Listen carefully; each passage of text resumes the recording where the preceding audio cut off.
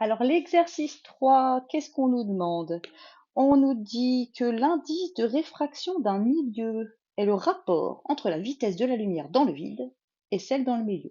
Donc, ce qu'on peut conclure que l'indice N1, par exemple, c'est la différence entre la vitesse de la lumière dans le vide divisée par la vitesse de la lumière dans ce fameux milieu.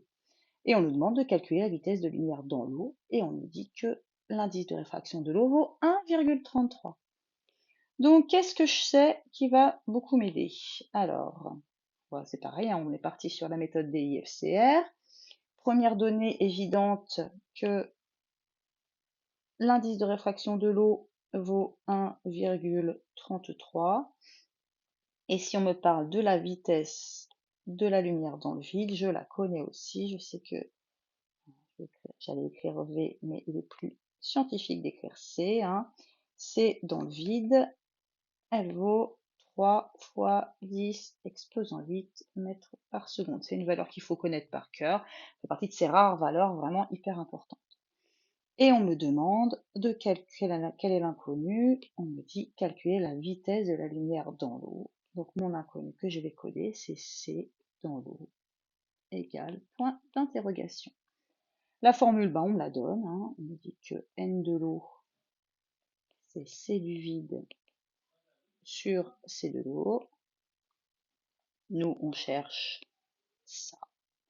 Donc, si je transforme ma formule en utilisant le triangle magique si besoin, j'obtiens que c'est la vitesse de la lumière dans le vide divisée par l'indice de réfraction de l'eau. Quand je pose mon calcul, j'obtiens donc que C de l'eau est égal à 3 fois 10 exposant 8 mètres par seconde, le tout divisé par 1,33, ce qui va me donner 2,26 fois 10 exposant 8 mètres par seconde.